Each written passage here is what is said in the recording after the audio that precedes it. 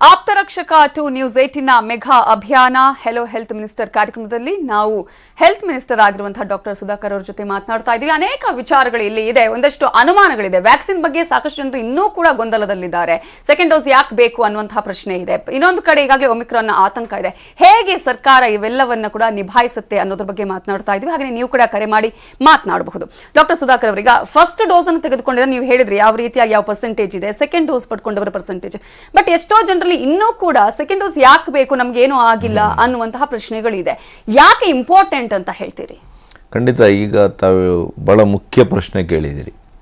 ಬಹಳ ಜನ ಈಗ ನೋಡಿ 92% ಮೊದಲನೇ ಡೋಸ್ ತೆಗೆದುಕೊಂಡಿರೋರು ಎರಡನೇ ಡೋಸ್ ಕಡ್ಡಾಯವಾಗಿ ಅವ್ರು ತೆಗೆದುಕೊಂಡಿದ್ದಿದ್ರೆ ಈಗ ನಮ್ಮದು 92% ಆಗಿರೋದು ಇಲ್ಲಿಗೇನೆ, 2 ಡೋಸನ್ನು ತೆಗೆದುಕೊಂಡಿರೋರು. ಸೊ ಮೊದಲನೇ ಡೋಸ್ ತಗೊಳ್ಳುವಾಗ ಅವ್ರಿಗೆ ಅರಿವಿದೆ, ಅದಕ್ಕೋಸ್ಕರ ಬಂದು ಲಸಿಕೆ ತೆಗೆದುಕೊಂಡಿದ್ದಾರೆ. ಎರಡನೇ ಡೋಸಲ್ಲಿ ಪ್ರಮಾಣ ಕಡಿಮೆ ಆಗ್ತದೆ. ಓಕೆ, ಡ್ಯೂ ಡೇಟ್ ಆಗದೇ ಇರೋರು ಒಂದು 10-15 ಲಕ್ಷ ಜನ ಇರ್ಬೋದು. ಆದರೆ ಇನ್ನೂ 40 ಲಕ್ಷ ಜನ ಎರಡನೇ ಡೋಸು ಡ್ಯೂ ಡೇಟ್ ಆಗಿರ್ತಕ್ಕಂಥವ್ರು ಇದ್ದಾರಲ್ಲ, ಅವ್ರು ಯಾಕೆ ಬಂದಿಲ್ಲ? ಬಹುಶಃ ಅವ್ರು ಏನು ತಿಳ್ಕೊಂಡಿರ್ತಾರೆ, ನಾನು ಒಂದ್ಸಲಿ ಇಂಜೆಕ್ಷನ್ ತಗೊಂಡಿದ್ದೀನಿ, ವ್ಯಾಕ್ಸಿನ್ ತಗೊಂಡಿದ್ದೀನಿ, ಒಂದ್ಸಲಿ ನನಗೆ ಇಮ್ಯುನಿಟಿ ಬಂದಿದೆ, ರೋಗ ನಿರೋಧಕ ಶಕ್ತಿ ನನಗೆ ಬಂದಿದೆ ಅಂತ ತಿಳ್ಕೊಳ್ತಾರೆ. ಇವತ್ತು ನಮಗೆ 2 ಕಣ್ಣಿದೆ, 2 ಕಿವಿ ಇದೆ, ಒಂದು ಕಣ್ಣಲ್ಲಿ ಕೂಡ ಕಾಣಿಸುತ್ತೆ. 2 ಕಣ್ಣು ಯಾಕೆ ಬೇಕು? ಎಲ್ಲವೂ ಕಾಣಬೇಕಂದ್ರೆ 2 ಕಣ್ಣು ಬೇಕೇ ಬೇಕು. ಸರಿಯಾಗಿ ಕೇಳಬೇಕಂದ್ರೆ 2 ಕಿವಿ ಬೇಕೇ ಬೇಕು. ಅದೇ ರೀತಿನೇ ನಾನೇನು ಹೇಳೋದು, ಈ ಅರಿವು ಜನರಲ್ಲಿ ಇನ್ನೂ ಕೂಡ ಮೂಡಿಲ್ವಾ? ಹಾಗಾದ್ರೆ ಈ ತರದ ಸಂಪೂರ್ಣ ಮೂಡಿಲ್ಲ. ಒಂದು ಡೋಸ್ಗೆನೆ ನನಗೆ ರೋಗ ನಿರೋಧಕ ಶಕ್ತಿ ಬಂದಿದೆ ಅನ್ನುವಂತಹ ತಪ್ಪು ಅಭಿಪ್ರಾಯ ಬಹಳ ಜನರಲ್ಲಿರ್ಬೋದು. ಒಂದು. ಎರಡನೇ ಕಾರಣ ಏನಾಗಿರುತ್ತೆ ಅಂದರೆ, ಈಗ ಲಸಿಕೆ ಒಂದರಲ್ಲಿ ಹಾಕ್ಸ್ಕೊಂಡಿದ್ದೀನಿ, ಅಷ್ಟೊತ್ತಿಗೆ ಎಲ್ಲ ಕೂಡ ಇಳಿದೋಗ್ಬಿಟ್ಟಿದೆ, ಇಡೀ ವಿಶ್ವದಲ್ಲಿ ಕೋವಿಡ್ ನಿರ್ನಾಮ ಆಗಿದೆ ಅನ್ನುವಂತಹ ತೀರ್ಮಾನಕ್ಕೆ ಅವರೇ ಬಂದಿದ್ದಾರೆ. ಯಾರೂ ಹೇಳಿಲ್ಲ ಕೋವಿಡ್ ಇನ್ನೂ ನಿರ್ನಾಮ ಆಗಿಲ್ಲ ಅಂತ ನಾನು ಪದೇ ಪದೇ ಹೇಳ್ತಾ ಇದ್ದೀನಿ. ಒಂದು ರಾಜ್ಯ, ಒಂದು ದೇಶ ಗೆದ್ರೆ ಕೋವಿಡ್ ಹೋಗಲ್ಲ. ಇದು ಸಾಂಕ್ರಾಮಿಕ ರೋಗ ಇಡೀ ವಿಶ್ವಕ್ಕೆ ಬಂದಿರೋದು. ಇಡೀ ವಿಶ್ವದಿಂದ ನಾವು ತೆಗೆದಾಗ ಮಾತ್ರನೇ ನಾವು ಕೋವಿಡ್ ಇಂದ ರಿಲೀವ್ ಆಗಿದ್ದೀವಿ ಅಂತ ಮಾತನಾಡಿಸ್ತಾ ಹೋಗ್ತೀನಿ ಸರ್. ಯಾಕಂದ್ರೆ ಸಾಕಷ್ಟು ಕಾಲ್ಸ್ ಬರ್ತಾ ಇದೆ, ಸಾಕಷ್ಟು ಜನ ನಿಮ್ ಜೊತೆ ಮಾತನಾಡಬೇಕು, ಒಂದಷ್ಟು ಪ್ರಶ್ನೆಗಳನ್ನು ಕೂಡ ರೆಡಿ ಮಾಡ್ಕೊಂಡಿದ್ದಾರೆ. ಮೈಸೂರಿನಿಂದ ಹರೀಶ್ ಅನ್ನೋರು ಕರೆ ಮಾಡಿದ್ದಾರೆ. ಹರೀಶ್ ಅವರೇ ನಮಸ್ತೆ. ನಮಸ್ತೆ ಮೇಡಮ್. ಎಸ್, ಮಾತನಾಡಿ, ಪ್ರಶ್ನೆ ಕೇಳಿ.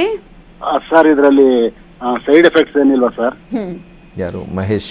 ಹರೀಶ್ ಅನ್ನೋರು. ಹರೀಶ್, ನಮಸ್ಕಾರ ಹರೀಶ್ ಅವರೇ. ನಮಸ್ಕಾರ ಸರ್.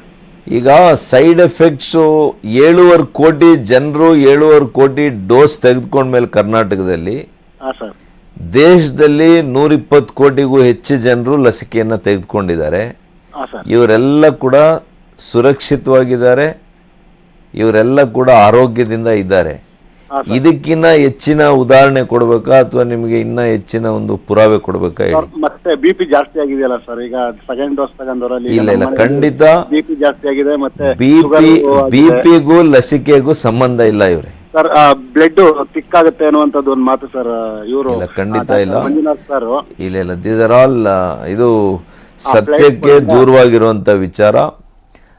ರಕ್ತ ಹೆಪ್ಪುಗಟ್ಟುವಂಥದ್ದಾಗಲಿ ಅಥವಾ ಹೈಪರ್ ಟೆನ್ಷನ್ ಅಂದರೆ ರಕ್ತದೊತ್ತಡ ಹೆಚ್ಚಾಗುವಂಥದ್ದು ಲಸಿಕೆಯಿಂದ ಆಗಲ್ಲ. It is proven.